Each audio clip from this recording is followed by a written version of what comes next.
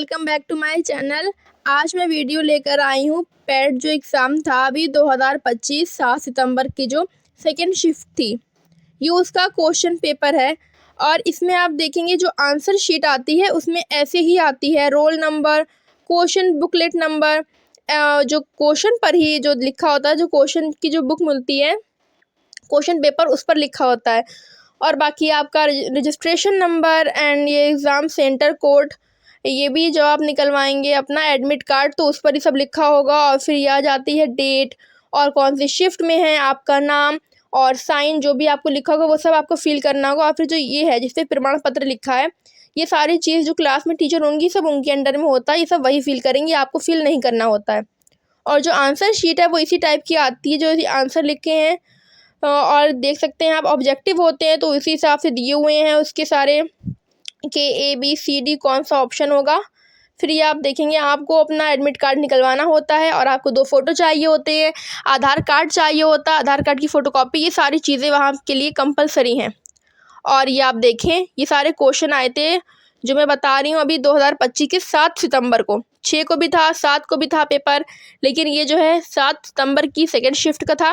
लगभग एग्ज़ाम का जो पेपर होता है ये सेम ही होता है, लेकिन मैंने जो देखा है वो फर्स्ट और सेकंड शिफ्ट या जो 6 को था, इन दोनों दिनों में जो पेपर थे उनमें कुछ क्वेश्चन थे जो कि अलग थे और बाकी जो थे वो ऊपर नीचे कर दिए गए थे, मतलब आगे पीछे। जैसे कि अगर आप मान लें कि आपका 6 को पेपर था और 6 को आपका कोई पेपर में आपके जो क्वेश्चन था 10 नंबर पे, वही क्वेश्चन आपका सेकेंड शिफ्ट में या नेक्स्ट डे अगर वो क्वेश्चन आया तो वो आपका कहीं पे 86 नंबर पे वो क्वेश्चन दे देंगे, कहीं फर्स्ट नंबर पे, कहीं 100 पे जहाँ पे ख़त्म हुए हैं। क्योंकि पैट के जो एग्ज़ाम होता है इसमें आपके 100 क्वेश्चन आते हैं और ये सारे ऑब्जेक्टिव्स होते हैं। लेकिन ये जो होते हैं ना ये निगेटिव मार्किंग के, इसमें जो होता है अगर आपके शायद 3 या 4 होता है, आई थिंक 3 होता है। अगर आपने 100 में से आपने 3 क्वेश्चन पे आपने गलत वो कर दिए हैं, गलत आपने कर दिया है तो आपके 3 के साथ एक और जाएगा। अगर आपने 3 गलत करे हैं बाकी सब सही हैं, फिर भी आपका एक और सही गलत में ही लिया जाएगा, उसी को बोलते हैं निगेटिव मार्किंग। आपने अगर 9 गलत करे हैं तो 3 और जाएंगे, तो मिलाकर 12 हो गए। इस तरीके से होता है। तो ये आप देख सकते हैं इसमें मैंने किया था, मैं तो बिल्कुल भी पढ़कर नहीं गई थी क्योंकि मैंने बस डाल ही दिया था और बस दे दिया था, तो मैं पढ़कर नहीं गई थी, इसलिए मेरा तो बिल्कुल ही बकवास हुआ है ये। और अगर निगेटिव मार्किंग में ये होता है अगर किसी को नहीं आता है, कोई भी कुछ करेक्ट नहीं पता है कि कौन सा आंसर इसका करेक्ट है, तो वो छोड़ देना चाहिए, क्योंकि वरना आपके गलत के साथ सही भी जाएगा। तो इसी तरीके का होता है। और मैंने क्या किया, मैंने तो सभी कर दिए। अब ये आप देखिए पैराग्राफ आते हैं कुछ, ये डायग्राम बना है, ये मैथ का ही होगा। ये पैराग्राफ होते हैं कि आपको जो क्वेश्चन जो ऑब्जेक्टिव दिए हैं उनके जो आंसर है, करेक्ट आंसर, वो आपको पैराग्राफ से ही मिल जाते हैं। लेकिन ये है कि आपको वहाँ से पढ़कर पैराग्राफ और छांटना पड़ता है कि इसका आंसर क्या होगा, कहाँ पर लिखा होगा, सर्च करना होता है। काफ़ी इजी होता है, जो हम लोग के बचपन में स्कूल में भी आते थे, पैराग्राफ से निकालना होते थे, ये वही चीज़ें हैं। लेकिन इसके लिए आपको 2 घंटे का पेपर होता है। सेकेंड शिफ्ट थी मेरी तो वो 3 से 5 था, 2 घंटे। और बस यही है कि जिनको जो नहीं आता है वो ना करे, लेकिन मैंने सब कर दिए उठा करके, क्योंकि मुझे ना तो कोई वो था कि करना ही है क्लियर, और ना मैं कुछ पढ़ कर गई थी। जो बच्चा पढ़ कर जाए और ना करे उसको अफसोस भी होता है। मैं पढ़ने लिखने में इतनी अच्छी नहीं हूँ, मतलब अच्छी हूँ ही नहीं, मुझे आर्ट का शौक़ है, बस जीएनए में कर ही रही हूँ। और ये आप देख सकते हैं इसमें जो होगा ना, जो क्वेश्चन होंगे वो हिंदी में भी दिए होंगे और उसको इंग्लिश में भी दिए होगा, ताकि जो यूपी बोर्ड के हैं और जो सीबीएसई बोर्ड मतलब हिंदी इंग्लिश वाले जो बच्चे हैं वो दोनों ये पेपर दे सकें, किसी को इसमें कुछ किसी के लिए डिफ़िकल्ट ना हो, इसीलिए ये इस तरीके का पेपर बनाया जाता है। बट जो इंग्लिश के क्वेश्चन होंगे वो तो जाहिर बात है, उसके जो पैराग्राफ होगा, जितने क्वेश्चंस आएंगे वो तो इंग्लिश में ही होंगे, उनकी तो हिंदी करी हुई नहीं होगी।